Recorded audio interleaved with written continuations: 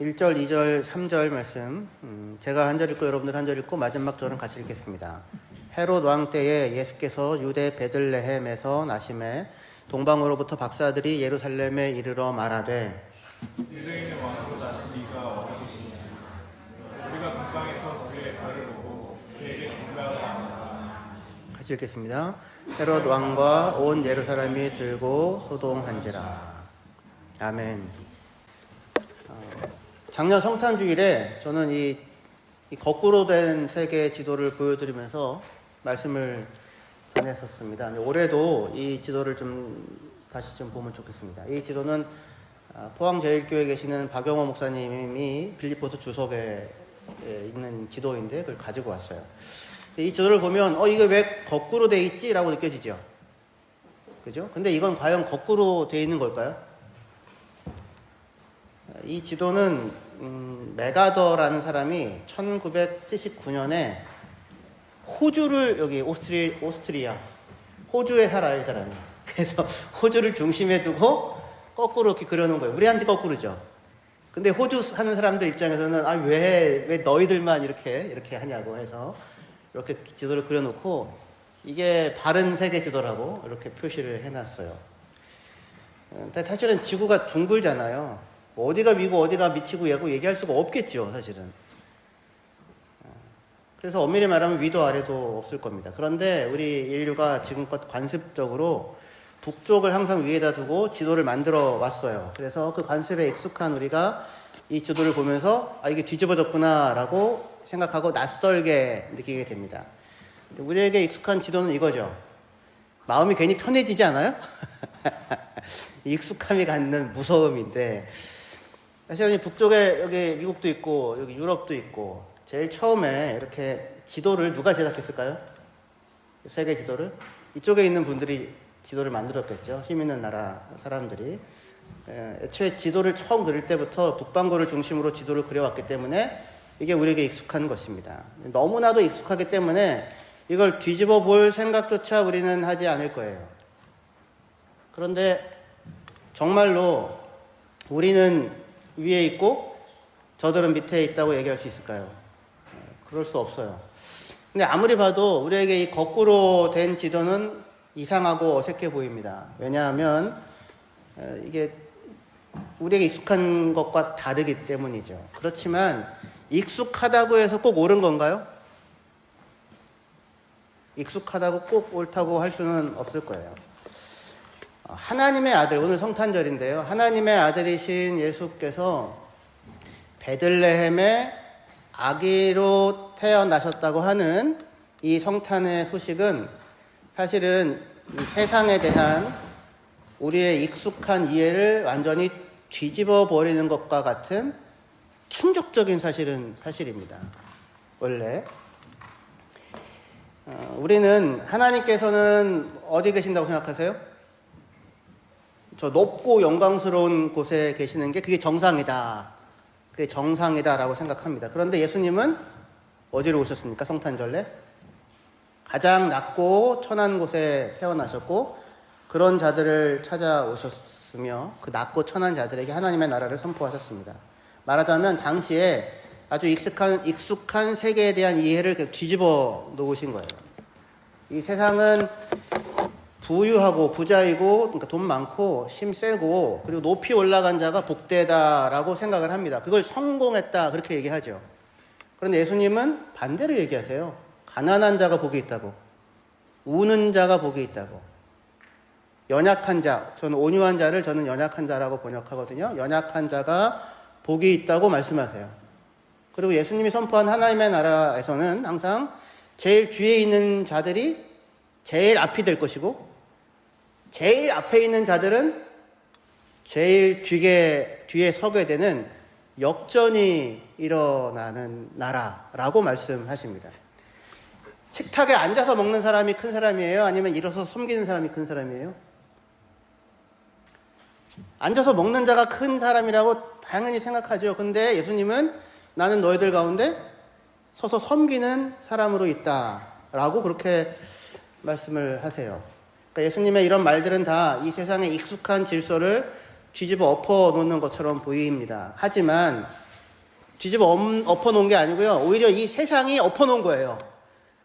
세상이 뒤틀어 놓은, 세상이 뒤엎어 놓은 잘못된 뒤틀린 질서를 바로 세우시는 일을 하시는 것이 예수님이고 그분이 전한 하나님의 나라의 복음이라고 할 수 있습니다.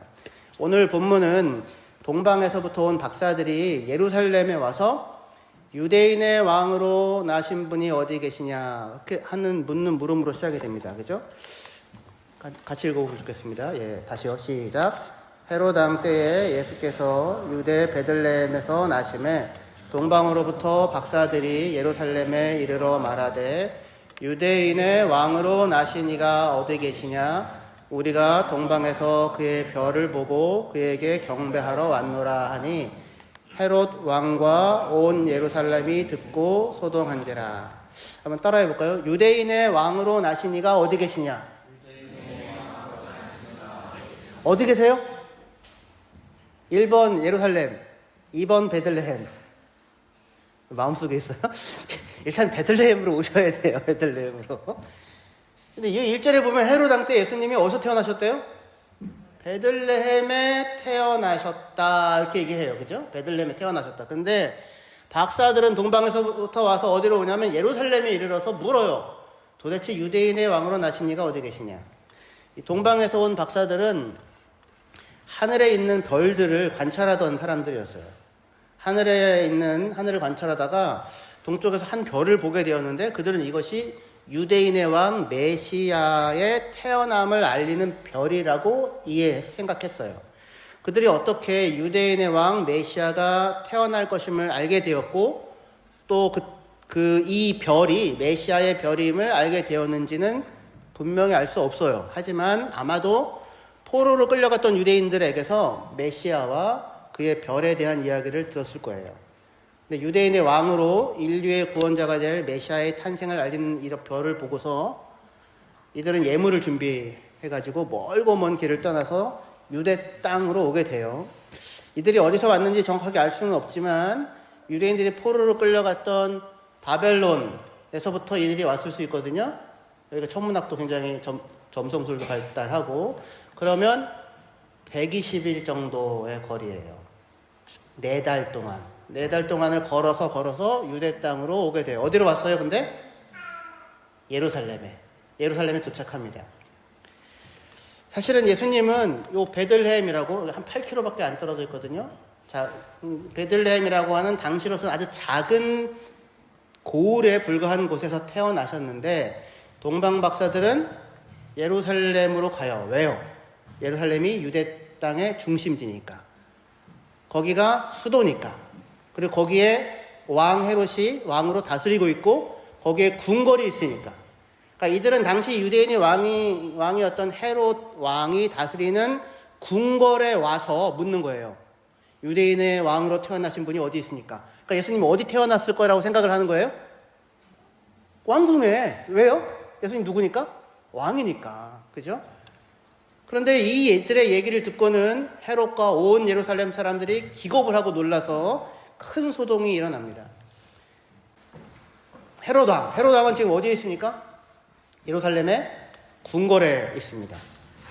유대인의 왕이 태어난다면 당연히 어디서 태어나겠어요?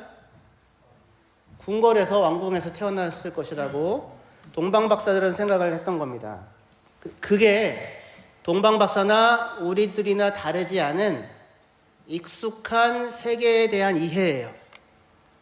지도는 항상 북쪽이 위고 남쪽이 아래에 있어야 하는 겁니다. 하나님의 아들 메시아 왕, 만왕의 왕, 만주에 주는 최소한 왕궁 정도에서는 태어나야 되지 않겠어요? 로마 황궁은 아니더라도 예루살렘 왕궁 정도에서는. 그런데 성경에는 이미 700년 전에 미가 선지자를 통하여서 메시아가 유대 도시들 가운데 가장 작은 도시 가운데 하나인 베들레헴에서 태어날 것이라고 예언을 하였고 예수님은 그 예언대로 베들레헴에서 태어납니다. 이 세상은 크고 강하고 높고 많은 것이 좋다고 생각해요. 크고 강하고 높고 많은 게 좋다고. 하지만 성경은 작고 약하고 낮고 적은 자들에 대해 하나님이 그들과 함께 하고 있다고. 그렇게 이야기합니다. 하나님의 영광은 베들레헴의 구유에서 태어난 아기에게, 그 아기 예수님에게서 하나님의 영광이 나타나고, 그리고 십자가에서 하나님의 영광이 나타나죠. 그러니까 약함이 오히려 하나님의 영광이 나타나는 자리예요. 성경에 일관된 이야기입니다. 보통 우리는 이렇게 뭐 상 받으면서 하나님께 영광을 돌립니다, 이런 거 그거 하잖아요. 근데 예수님은 어디에서 태어나서 영광이 되냐면, 이게 작년에도 제가 보여드렸는데, 이 사진은 하버드 대학교 샘족 박물관에 전시되어 있는 거거든요. 지금도 여러분들 한 번씩 가보세요. 나중에 기회가 되면. 이게 고대 이스라엘 집의 전형적인 모델 중에 하나입니다. 누가복음에 따르면 예수님은 여기에 짐승이 있어요. 여기 양인데 안 보이죠? 아마 여기 어딘가에 태어나셨을 거예요. 짐승들 키우는 곳에서. 비록 베들레헴이 다윗 왕의 출신지이긴 했지만, 여기 베들레헴은 목자들이 양을 치기에는 좋은 지역이지만 농사를 짓기에는 적당하지 않아요. 큰 도시가 되기 어려운 지역입니다. 그래서 여기 베들레헴에서 양이 예루살렘으로